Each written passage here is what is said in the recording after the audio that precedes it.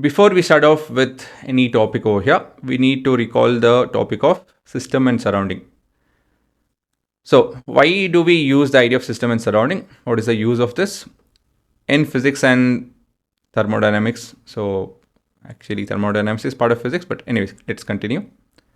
So in the things that we learn, the concept of system and surrounding helps us analyze how energy, matter and force interact in a process.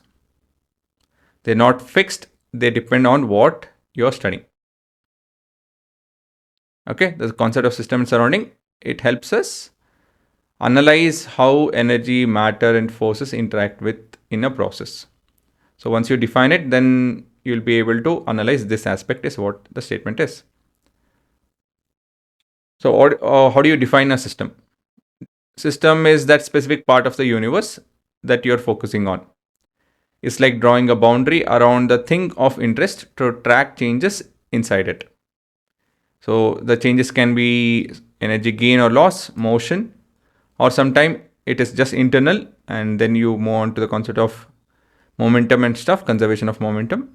So basically, when we define a system, you're concentrating on that. Surrounding is the one, either it will take the energy from the system or give energy to the system. So everything outside the boundary, anything and everything outside the boundary is your surrounding, part of the surrounding. This includes anything that might exchange energy, heat, work or matter with the system. The key here is the flexibility. It's left to you guys to define the system. It's left to you guys to, obviously the default, the other part will be the surrounding. You choose the boundary based on your goal. A good example is a gun firing a bullet. So I can take a gun and a bullet and I can consider them as a single system. So this for me is a single system. Or I can go with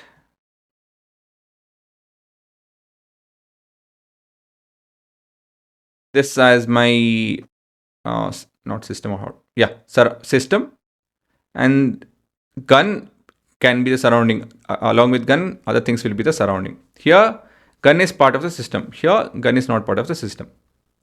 I'm just looking at the bullet. Here gun and bullet are part of one system. We have solved gun problem, recoil problem in few of the topics. There we considered the system to be made up of gun and the bullet. Okay, so it's important to understand the definition, the idea of system and the surrounding, because when you are listening to a lecture, if a person tells system, it's part of the system, there are certain properties that will come into picture and you need to understand those. So you should get familiar with the word system and surrounding when it comes to physics. Now, approaches to analyze dynamic mechanical system. So first thing is what is this dynamic of a mechanical system or dynamic mechanical system? What does that mean?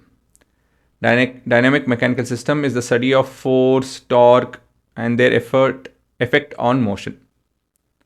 So you apply a force, then there is some change in the motion, and the study of this is your dynamic mechanical system. So how all can we approach to analyze a dynamic mechanical system? Let me take a second, go to the flow chart. So given a dynamics of mechanical system, so to analyze any kind of thing that is happening with it, we can approach it in two ways. One is the force way, another is the energy way. So the energy approaches the concept of work, energy to solve conservation of energy to solve the problem. So we are going to look at point objects over here. I hope you guys remember point objects. So with respect to the motion, the object size is negligible. And we are going to use the idea of system that we already understood. So this is our agenda over here. So the conservation of energy, this is the core principle. For a system with only conservative force, what is this conservative force? You will understand that. the total mechanical energy remains constant. I hope you guys remember mechanical energy from your previous grades. And point object are nothing but any complicated system, even a train can be considered to be a point object when it's running from one end of the country to the other end of the country. And the distance is huge compared to the object. And the system, you guys understood what is the system. So please understand that the dynamics of mechanical system, that is all of this interaction and everything, can be also done with help of force as well, which we have seen, right? Here we had point object, conservation of momentum, and we have the system. It's similar. If you can see, the mapping is similar. Here it is conservation of momentum. So basically we are looking purely at in terms of motion, acceleration. When I tell motion, velocity, acceleration. So we're looking in that terms, displacement, distance, and so on and so forth. But when it comes to energy, it's purely in terms of energy. You'll get to see about kinetic energy, potential energy. Then you have conservative force, non-conservative force, so on and so forth. So this is the agenda over here. Let's move on.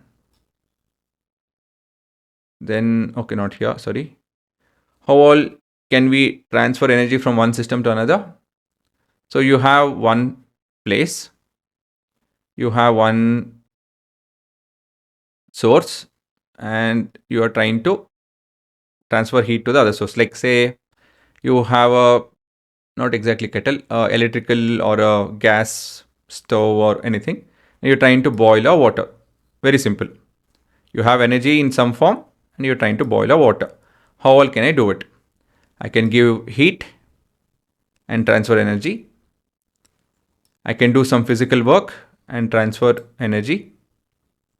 Okay, there's an experiment wherein you use physical movement to heat up water. Of course, it's not a huge increase in temperature, but there's some increase in temperature.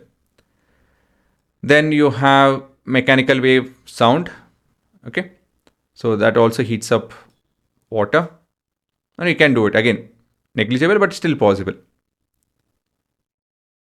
Then material transfer. So we can transfer energy from one system to another system in the form of material itself, physical thing. Okay, I'm moving away from water now, but we are going to other system. So I have energy in one form in one system. I can physically transfer the energy. So this is to do with your chemical energy over here. So I'm giving across the fuel I have. So that's another way of passing on the energy. Then we have electrical. So you can heat water with electrical, that you guys have seen, kettles and everything.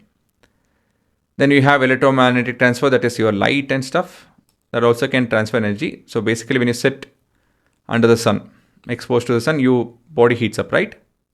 So that is energy from the sun is heating up your body. So there is transfer of energy, right? Your body temperature rising means there's some source of energy that is heating you up. That's one of the possibilities. So we can transfer energy in many ways. So all of this is commonsensical, and you should be aware that, yeah, there's so many ways. How all can we transfer energy? How all can a system store energy? Different forms of storing energy.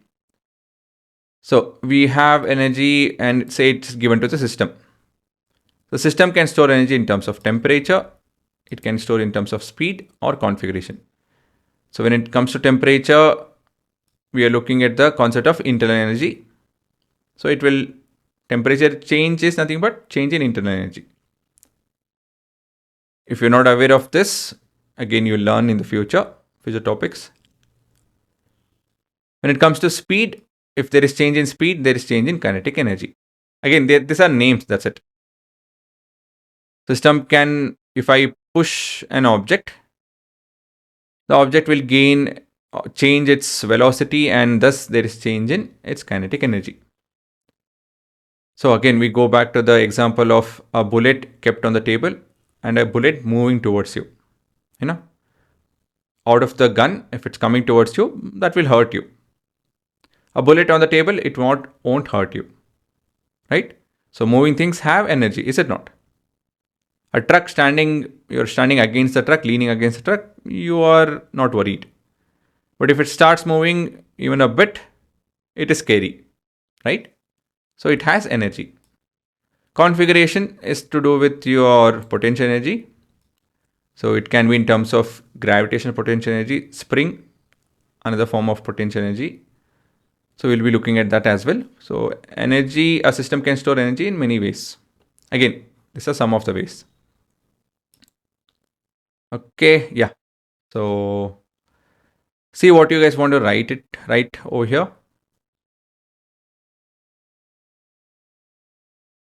For this heading, this is my flow chart system.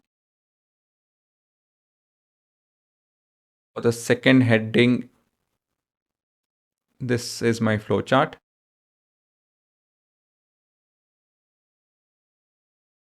And for my third heading,